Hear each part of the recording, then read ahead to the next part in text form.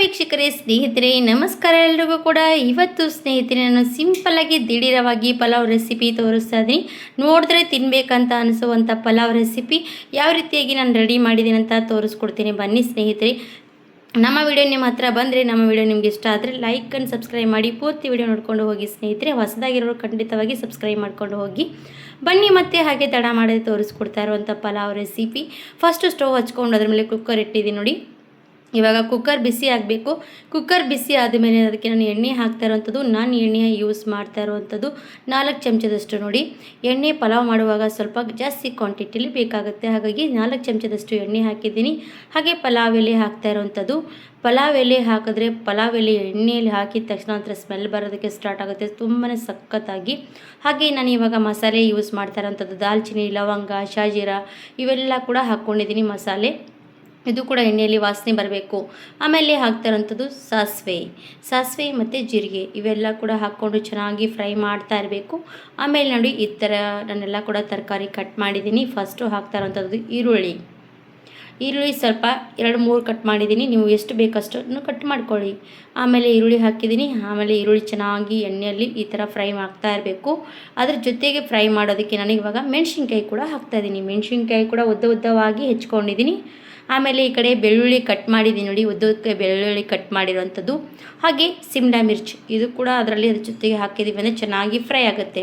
ಯಾವುದು ಸ್ವಲ್ಪ ಹೊತ್ತು ಜಾಸ್ತಿ ಫ್ರೈ ಮಾಡ್ಕೋಬೇಕು ಅದೆಲ್ಲ ಕೂಡ ನಮ್ಮ ಫಸ್ಟಿಗೆ ಹಾಕಲೇಬೇಕು. ಹಾಗಾಗಿ ಈರುಳ್ಳಿ ಆಗಲಿ, ಮೆಣಸಿನ್ಕಾಯಿ ಆಗಲಿ, ಕ್ಯಾಪ್ಸಿಕಮ್ ಆಗಲಿ ಎಲ್ಲ ಕೂಡ ಫ್ರೈ ಮಾಡೋದಕ್ಕೆ ಸ್ವಲ್ಪ ಟೈಮ್ ಜಾಸ್ತಿ ತೊಗೊಳುತ್ತೆ.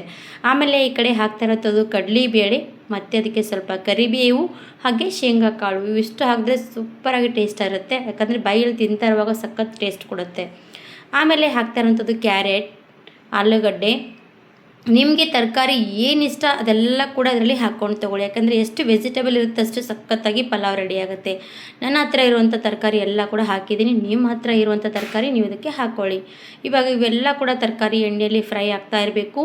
ಎಲ್ಲ ಕೂಡ ಫ್ರೈ ಆಗ್ತಾ ಲಾಸ್ಟಿಗೆ ನಾನು ಹಾಕ್ತಾ ಇರೋದು ಸ್ವಲ್ಪ ಟೊಮೊಟೊ ಹಣ್ಣು 1-2 ಕಟ್ ಮಾಡಿದ್ದೀನಿ. ಟೊಮೊಟೊ ಹಣ್ಣು ಕೂಡ ಹಾಕ್ಕೊಂಡು ತೊಗೊಂಡೆ. ಅದು ಕೂಡ ಇದರಲ್ಲಿ ಮಿಕ್ಸ್ ಮಾಡ್ಕೊಂಡು ತೊಗೊಳ್ಳೋಣ. ಕುಕ್ಕರ್ನಲ್ಲಿ ಫಾಸ್ಟಾಗಿ ಆಗುತ್ತೆ ಮತ್ತು ಟೇಸ್ಟ್ ಕೂಡ ಸಖತ್ತಾಗುತ್ತೆ. ಆಮೇಲೆ ಹಾಕ್ತಾ ಇರೋಂಥ ಸೋಯಾಬೀನ್ ನೋಡಿ ಸ್ನೇಹಿತರೆ. ಸೋಯಾಬೀನು ಸ್ವಲ್ಪ ಬಿಸಿನೀರಲ್ಲಿ ನೆನೆ ಹಾಕಿದ್ವಿ ಅಂದರೆ 1-2 ಸೆಕೆಂಡ್ ಬಿಸಿನೀರಲ್ಲಿ ಹಾಕಿದ ತಕ್ಷಣ ಈ ಥರ ಉಬ್ಬುತ್ತೆ ಸೋಯಾಬೀನು. ಆ ಸೋಯಾಬೀನ್ ಪೂರ್ತಿಯಾಗಿ ನೀರೆಲ್ಲ ಕೂಡ ಅಬ್ಸರ್ವ್ ಮಾಡಿಕೊಂಡು ಇದರಲ್ಲಿ ಸೋಯಾಬೀನ್ ಕೂಡ ಹಾಕಿದ್ದೀನಿ. ಸೋಯಾಬೀನ್ ಹಾಕಿ ಚೆನ್ನಾಗಿ ಮಿಕ್ಸ್ ಮಾಡ್ಕೊಂಡು ತಗೋಬೇಕು.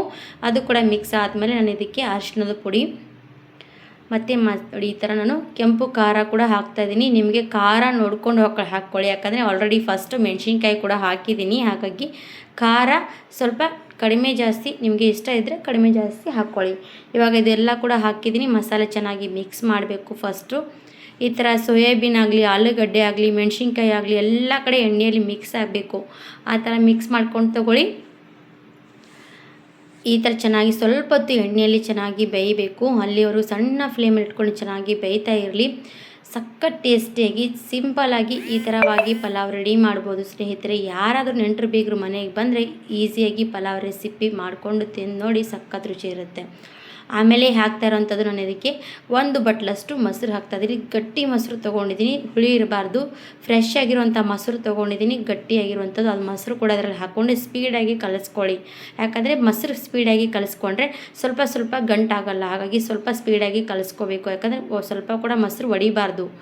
ಆಮೇಲೆ ಇದಕ್ಕೆ ನಾನು ನೋಡ್ತಾ ಇರ್ಬೋದು ಬಿರಿಯಾನಿ ಮಸಾಲ ಹಾಕ್ತಾಯಿದ್ದೀನಿ, ಅಂದರೆ ಪಲಾವ್ ಮಸಾಲ ಹಾಕ್ತಾಯಿದ್ದೀನಿ. ಈ ಥರ ಪಲಾವ್ ಮಸಾಲ ಹಾಕ್ಕೊಂಡು ಫಸ್ಟ್ ಈ ಥರ ಚೆನ್ನಾಗಿ ಮಿಕ್ಸ್ ಮಾಡ್ಕೊಂಡಿದ್ದೀನಿ. ಆಮೇಲೆ ತೊಗೊಂಡ್ರಂಥದ್ದು ರೈಸ್ ಯಾವುದಪ್ಪ ಅಂದರೆ ನೋಡ್ತಾ ಇರ್ಬೋದು ನಾನು ಬಾಸ್ಮತಿ ರೈಸ್ ತೊಗೊಂಡಿದ್ದೀನಿ. ಇದು 1-2 ಗ್ಲಾಸಷ್ಟು ತೊಗೊಂಡಿರೋವಂಥದ್ದು. ಇದು ಕೂಡ ವಾಶ್ ಮಾಡ್ಕೊಂಡು ಇಟ್ಕೊಂಡಿದ್ದೆ ಸೈಡಿಗೆ. 2 ಗ್ಲಾಸಷ್ಟು ತೊಗೊಂಡಿದ್ದೀನಿ. ಈ ಥರ 2 ಗ್ಲಾಸಷ್ಟು ತೊಗೊಂಡು ವಾಶ್ ಮಾಡಿರೋವಂಥ ರೈಸ್ ಇದರಲ್ಲಿ ಹಾಕ್ಕೊಂಡು ತೊಗೊಂಡು ಎಲ್ಲ ಕೂಡ ಚೆನ್ನಾಗಿ ಕಲಿಸ್ಕೊಂಡು ತೊಗೋಬೇಕು. ನೋಡಿ ಈ ಥರ ಪೂರ್ತಿಯಾಗಿ ಕಲಿಬೇಕು. ಎಲ್ಲ ಕೂಡ ಆ ರೀತಿ ಕಲಿಸ್ಕೊಂಡು ತೊಗೊಳ್ಳಿ.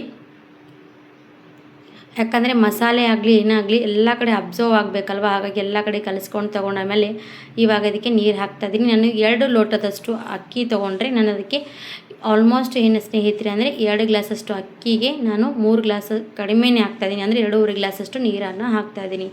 ಆಮೇಲೆ ರುಚಿಗೆ ಬೇಕಾದಷ್ಟು ಉಪ್ಪು ಹಾಕಿ ಚೆನ್ನಾಗಿ ಕಲಿಸ್ಕೊಳ್ಳಿ. ಇವಾಗ ಇದು ಫಸ್ಟ್ ಈ ಥರ ನಾವು ನೀರು ಹಾಕಿದ ತಕ್ಷಣ ಕುಕ್ಕರ್ ಮುಚ್ಚಬಾರ್ದು. ಸ್ವಲ್ಪ ಹೊತ್ತು ಚೆನ್ನಾಗಿ ತೆರೆದಿಟ್ಟು ಚೆನ್ನಾಗಿ ಕುದಿಸ್ಕೊಳ್ಳಿ. 1-2 ಸೆಕೆಂಡ್ ತೆರೆದಿಟ್ಟು ಚೆನ್ನಾಗಿ ಕುದಿಬೇಕು. ಆಮೇಲೆ ಕುಕ್ಕರ್ ಮುಚ್ಚಿದ್ರೆ ನಡೆಯುತ್ತೆ. ಈಗ ಮೇಲಿಂದ ಸ್ವಲ್ಪ ಕೊತ್ತಂಬರಿ ಸೊಪ್ಪು ಹಾಕ್ತಾಯಿದ್ದೀನಿ. ಕೊತ್ತಂಬರಿ ಸೊಪ್ಪು ಹಾಕಿ ಇವಾಗ ನನ್ನದು ಕುಕ್ಕರ್ ಆಲ್ಮೋಸ್ಟ್ ಈ ಥರ ಸ್ವಲ್ಪ ತೆರೆದಿಟ್ಟು ಕುದಿಸ್ಕೊಂಡು ಆಮೇಲೆ ಕುಕ್ಕರ್ ಮುಚ್ಚಿ ಒಂದಿಲ್ಲದ್ರೆ 2 ವಿಸಲ್ ತೆಗೆದ್ರೆ ಸಾಕು. ರೆಡಿ ಆಯಿತು ನೋಡಿ ವೆಜಿಟೇಬಲ್ ಪಲಾವ್. ತುಂಬಾ ಸಖತ್ ಟೇಸ್ಟಿಯಾಗಿರೋವಂಥದ್ದು.